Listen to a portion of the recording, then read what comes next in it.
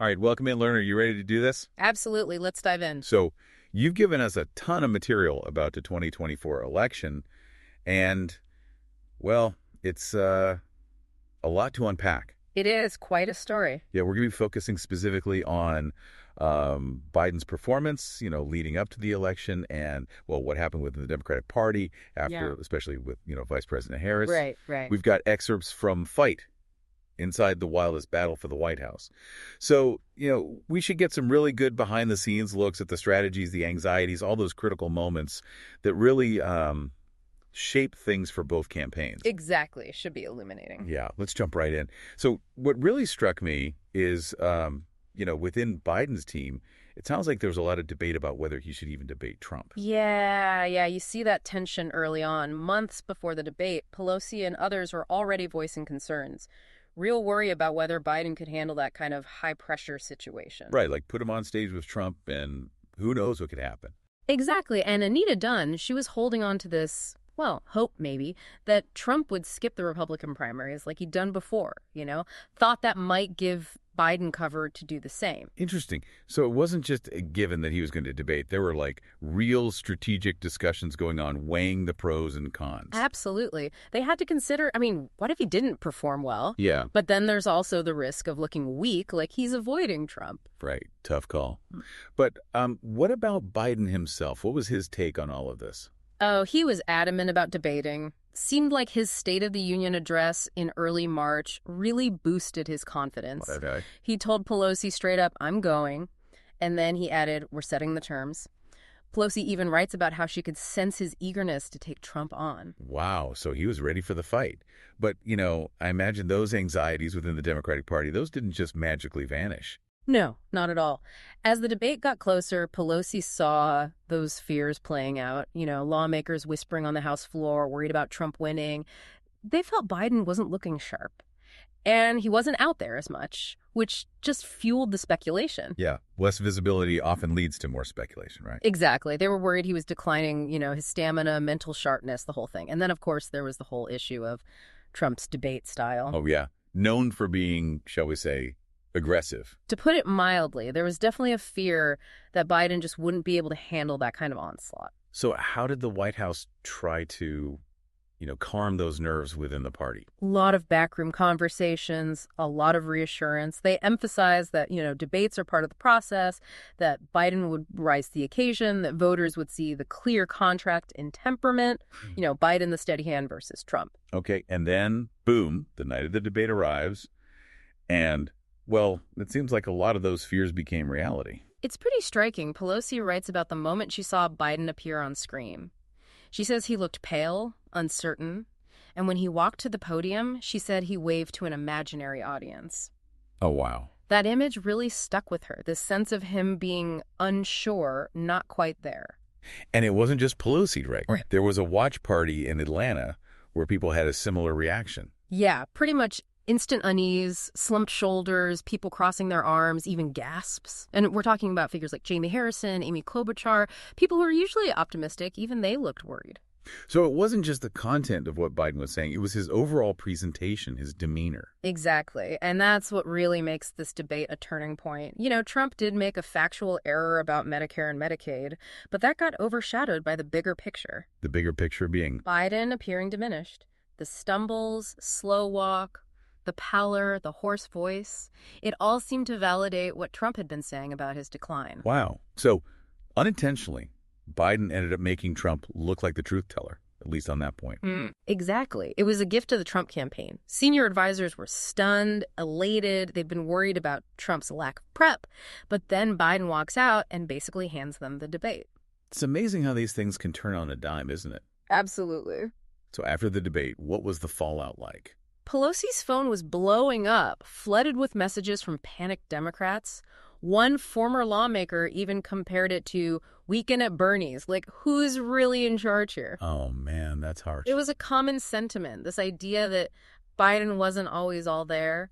One aide who came back to the campaign noticed this discrepancy between how Biden appeared on TV and how he was in person. Like, there were times he'd get out of his limo and just look confused, disoriented. Jeez. And you mentioned George Clooney earlier. He had some observations too, right? Yeah. Clooney later said that Biden just wasn't the same as he was back in, 2010 or even 2020. He connected it directly back to that debate performance. So even for people outside the political bubble, it was noticeable.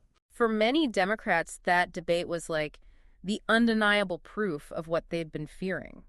They hoped it was rock bottom, but, there was that lingering doubt. And of course, the silence from Biden's inner circle. Yeah. That didn't help. No, it was seen as, maybe complicity or maybe just collective neglect, like they were either unwilling or unable to address what was becoming increasingly obvious. Right, right. And then you add in the fact that Biden's schedule was, well, pretty insane, wasn't it? It was. All the international travel back and forth to Washington. It was grueling, even for someone much younger. All those time zones, the lack of rest, it had to take a toll. Yeah, and then there was the whole Hunter Biden situation adding another layer of stress. Absolutely. The felony convictions, all the, let's say, colorful details of his personal life, that created a whole other set of challenges for Biden and his family, trying to support his son while also navigating the political minefield. Tough situation all around. Now, switching gears a bit, what about the Trump campaign? What were they doing in the lead up to the debate? They were already playing the long game, months before the debate even happened, mocking Biden's supposed reluctance to debate. Remember that empty podium they brought out at rallies? Anywhere, anytime, any place. Oh, yeah. That was a pretty clever visual. It was. Trying to paint Biden as, afraid to face Trump. So the Trump team was pretty eager to debate, but was everyone on board with that? Initially, there were some dissenting voices. Even Anita Dunn, who had worked with Democrats before, was hesitant. But ultimately, the campaign decided an earlier debate was the way to go. What was the thinking there? They felt like all the legal stuff surrounding Trump was actually eclipsing his campaign gaffes. The debate was a chance to remind voters why they'd voted him out in 2020. So they wanted to bring the focus back to Trump's, shall we say, less desirable qualities. Exactly. And there was this underlying assumption that, Trump being Trump, he couldn't possibly stay on message for a full 90 minutes. Right. Like he was bound to slip up, say something controversial, give them more ammunition. Exactly. And they didn't want to wait for the traditional fall debates. They wanted to hit early and hard. Okay. So let's go back to Biden. How was his debate prep going? Not great. Reports of mock sessions that were, well, underwhelming. One was even cut short by Jill Biden's friend, Kathy Tomasini, because Biden was just low energy, had a cold. Oof, that's not a good sign. Even with a longer rehearsal, aides said it wasn't his worst, but it was far from his best. They knew they were setting a pretty low bar for a sitting president. And then the reactions after the debate really highlighted the difference in how the two sides saw things. Oh, absolutely. Trump's surrogates were shocked, but in a good way. They were surprised that there were hardly any Biden allies in the spin room after the debate. Oh, that's pretty telling. It suggested chaos, concern in the Democratic camp. Meanwhile, Democrats who weren't as close to Biden, they were furious at his team for seemingly hiding how much he was struggling. And what about Vice President Harris? What was her take? She wasn't buying the campaign's initial talking points about Biden having a slow start, stronger finish. It just wasn't credible. Right. The whole world had just seen what happened. So she went with a different approach, tried to draw a broader contrast with Trump, shift the focus away from Biden's performance. Okay, that makes sense. Yeah. But the Biden campaign still tried to put a positive spin on things, didn't they? They did. There was this memo going around about Biden's strengths, and again, this slow start but finish strong line. But even loyalists were rolling their eyes. It just didn't match reality. Right. It felt like they were living in a different world. Even Mike Donnellan tried to reframe it, acknowledging Biden's age, but then focusing on his experience. But it just didn't address the fundamental issue, what people had actually seen on that stage. Meanwhile, Trump is probably loving this, right? He was in his element. Played the victim, talked about a comeback, repeated those 2020 election fraud claims, even said the indictments were proof the government was out to get him. Ironically, all that just made him stronger with his base. Exactly. And he was already dominating the news cycle, so Biden's message was getting drowned out even more. So what was Trump's play after the debate? Did he go on the attack? Not right away. He was smarter than that. He basically let the Democrats stew in their own anxieties. It was a let them eat themselves kind of strategy. Well, he was just sitting back watching the Democratic Party implode. Pretty much. Mike Johnson even brought up the 25th Amendment, which shows how much doubt was swirling. Of course, people like Clyburn and Jeffries did publicly back Biden, but even their endorsements were a little, well, tepid. Like, we support him for now, But let's see what happens. Exactly. And then you had Kamala Harris having to face those nervous donors. Yeah, that couldn't have been an easy conversation. She acknowledged Biden had a rough night, but she quickly pivoted to his accomplishments, trying to reassure them that everything was still on track. And what about the big names, the Clintons? How did they react to all this? They both came out in support of Biden. Hillary, she's been through the ringer, so she brushed off the attacks on Biden's age and health as nonsense. Bill, he thought it was best to give Biden space to decide his own future. Okay, but were all the big donors as patient? Not everyone. People like Peter Orszag, they saw the debate as disqualifying and stopped fundraising for Biden. Oh, wow. And while not everyone on Wall Street agreed, there was definitely a sense of, uh-oh, we might have a problem here. The money was drying up, and not just in New York. And back in Biden's camp, how are they handling the fallout? Blaming each other. Hunter Biden reportedly pointed the finger at advisors like Dunn and Ricchetti for pushing the early debate and not prepping Biden properly. Oh man, internal finger pointing never ends well. Obama, he wasn't sure if Biden was the best choice anymore, but he didn't see any clear alternatives. He even thought maybe an open primary would be the best way to find a replacement if they needed one. So the idea of replacing Biden was starting to be floated more openly. Yeah, and it sounds like potential successors were already making moves. Gretchen Whitmer, for example, reached out to Kamala Harris to assure her she wasn't trying to push Biden out. But was there trust there? Whitmer wasn't convinced that all of Harris's advisors believed her.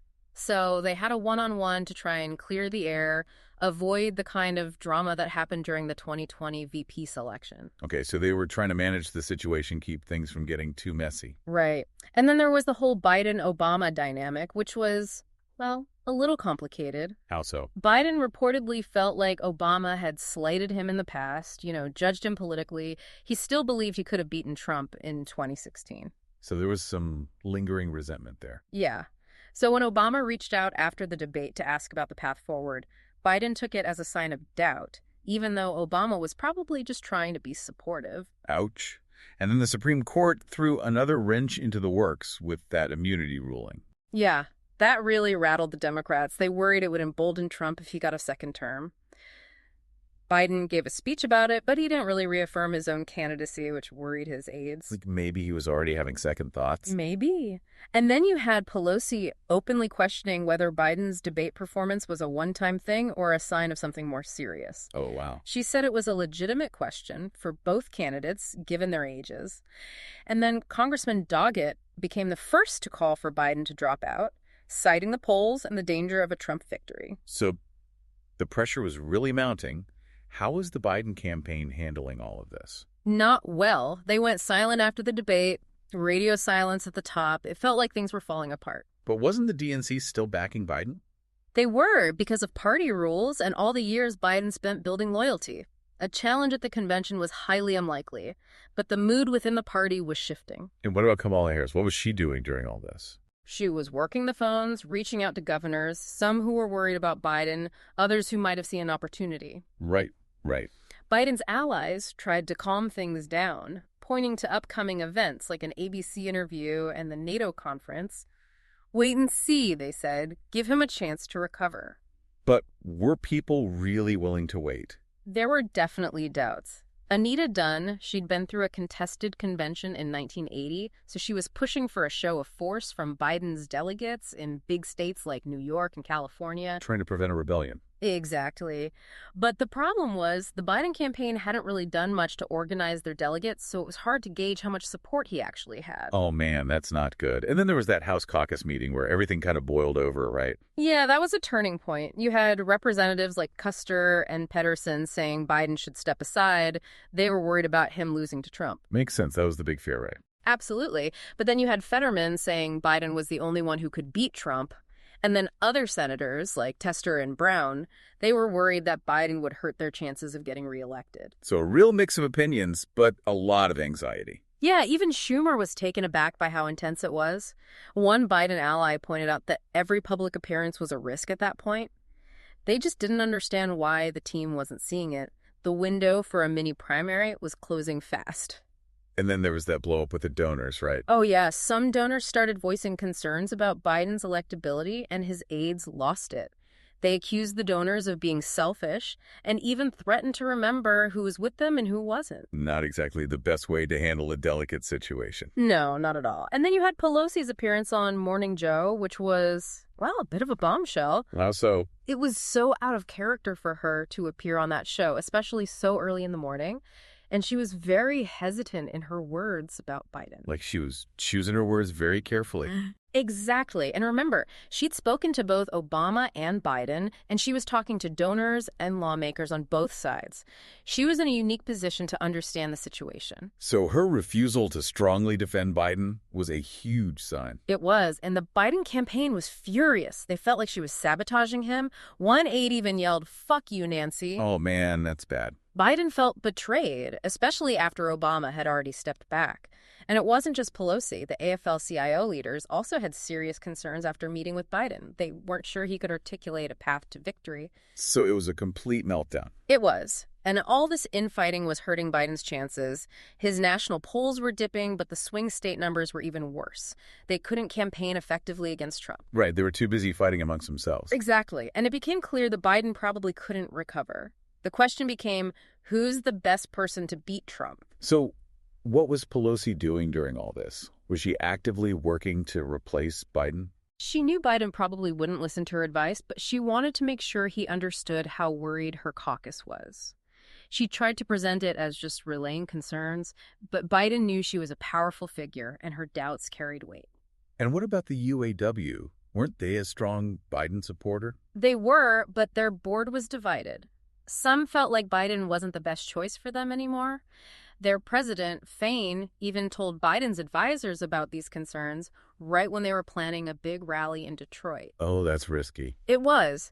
It risked alienating the union and dividing the Democrats even more.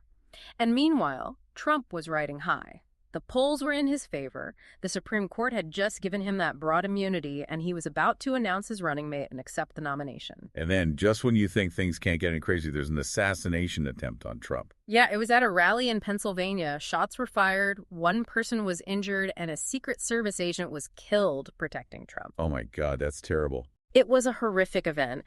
And of course, the political implications were immediate. Trump's advisors saw it as a way to highlight Biden's age and frailty. The Biden campaign, they went into damage control mode, telling everyone to lay low and avoid saying anything that could be construed as attacking Trump. So what about the VP selection? Who did Trump end up choosing? He went with J.D. Vance. Trump Jr. was a big advocate for him, while Rubio had some support but took a more passive approach. Trump seemed to enjoy the whole process, seeing who was jockeying for the position. And amidst all this chaos, what was Kamala Harris doing? She was quietly working the phones, talking to lawmakers and donors, trying to shore up support for Biden. But wasn't she also positioning herself for a potential takeover? It was a delicate balance. She wanted to be loyal to Biden, but she also knew she needed to be ready if he stepped aside. And this was uncharted territory, a president potentially dropping out after winning the majority of delegates. Right, there was no precedent for this. So her outreach was very targeted, focused on trusted allies to avoid leaks or misinterpretations. And it sounds like her allies were also starting to make moves. Yeah, by mid-July, they were reaching out to delegates, gauging their support if Biden dropped out. Donna Brazile even called Nikki Fried, the chair of the Florida Democratic Party, to ask about her support for Harris. Fried, she was tired of defending Biden, and she was excited about the prospect of a Harris ticket. So the wheels were starting to turn. They were, and the disconnect between the Biden campaign's optimism and the reality on the ground was becoming more and more obvious. Right, they kept saying everything was fine, but the party was clearly falling apart. More and more Democrats were calling for Biden to step down. Even Biden himself was starting to have doubts. Really? He asked about fundraising, because that usually ramps up after the nomination, but he was told it might have to wait until the convention. So he had a meeting with Donilon and Ricchetti, and they gave him the bad news.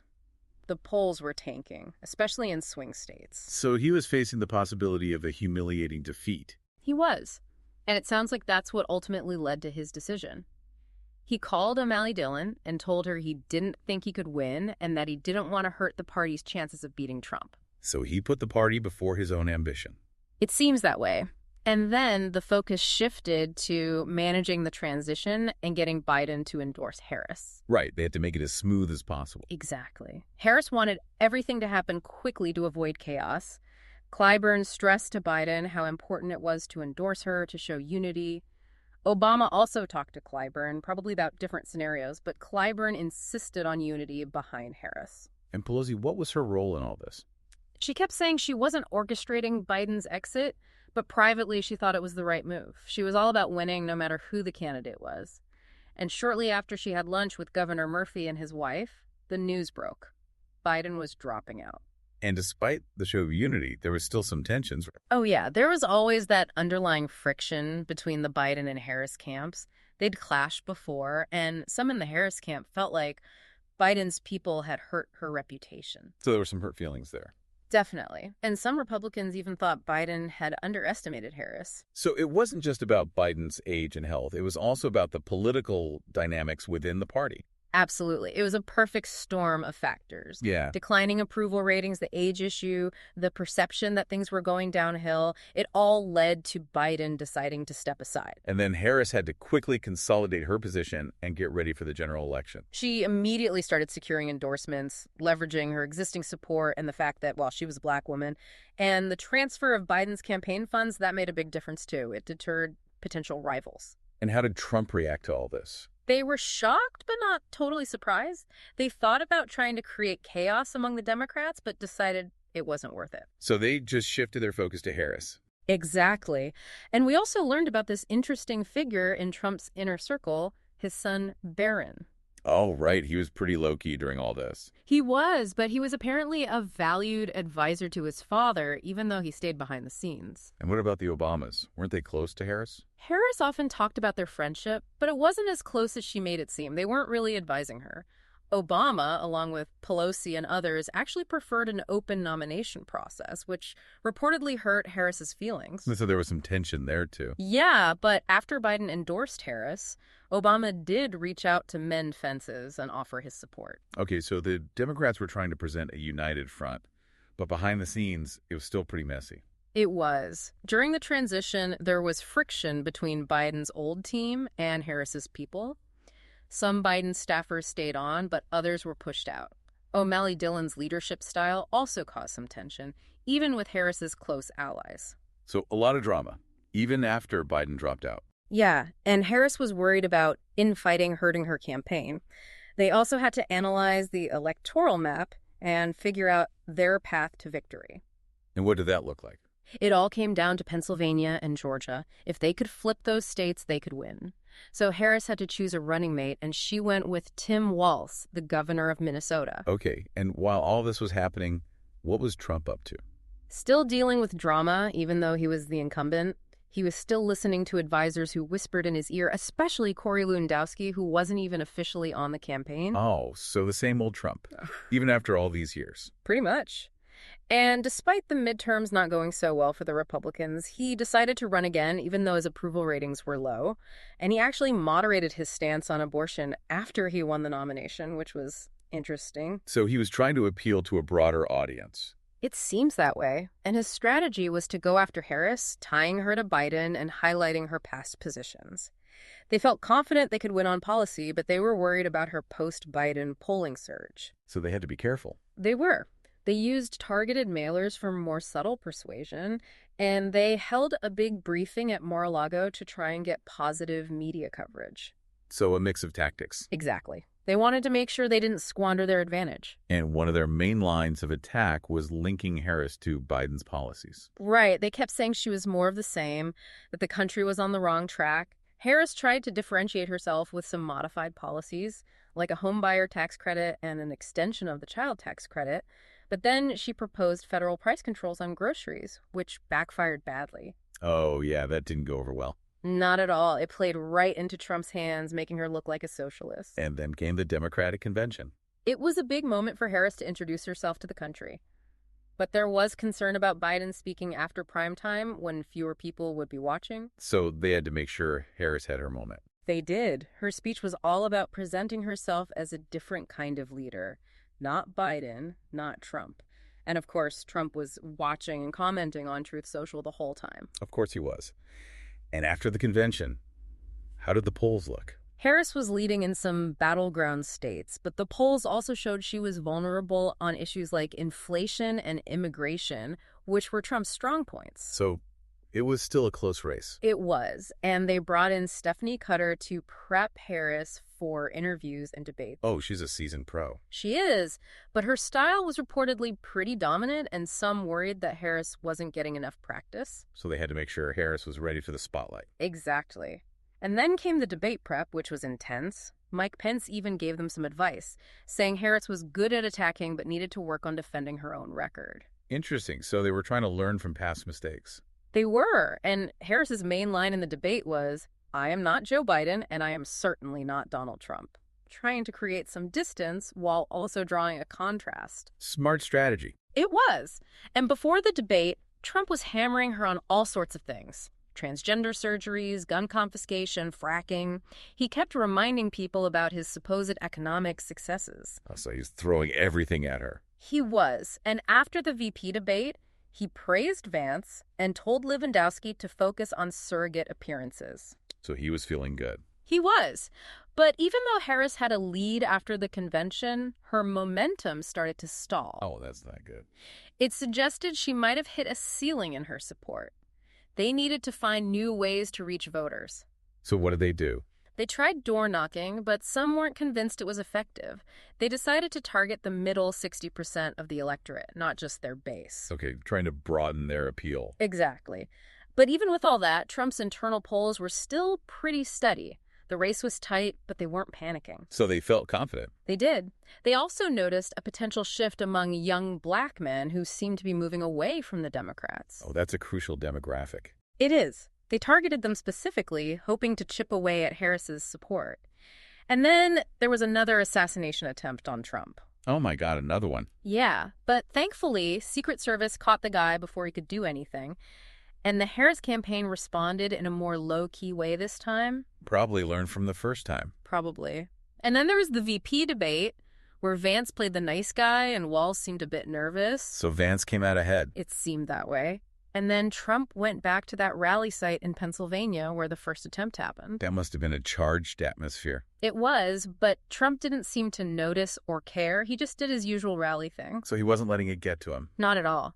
And the Harris campaign was still trying to find ways to reach more voters. They even considered an interview with Joe Rogan. Wow, that would have been interesting. It would have. They wanted to reach his huge audience, especially those white male voters who might be open to switching sides. So they were getting creative. They were. And their internal polls showed that Trump supporters were much more enthusiastic about voting this time around, while Democratic enthusiasm was flat. So they had a motivation problem. They did. And Trump started running those negative ads about Harris, especially that one about the ACLU questionnaire and transgender surgeries. Oh, yeah, that one was controversial. It was. Trump was hesitant about using CNN's Aaron Burnett in the ad, but he eventually agreed. And it was effective. It painted Harris as being out of touch with mainstream values. Exactly. Bill Clinton even urged the Harris campaign to fight back, but they didn't listen. Really?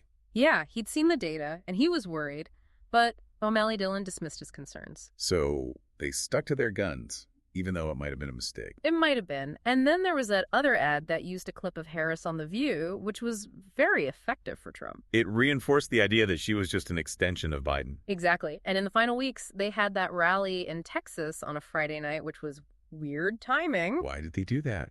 Apparently, it was to be closer to Joe Rogan for those interview negotiations. Oh, so they were still hoping to land that interview. It seems so. And Trump, he actually started promoting early voting, which was a big change for him. He'd always been against it before, hadn't he? He had, but Wiles convinced him it was a good strategy. And as early voting progressed, some people thought Harris's team was downplaying it because the numbers were looking good for Trump. So they were trying to manage expectations. It seems that way. And then Trump pulled ahead in the polls.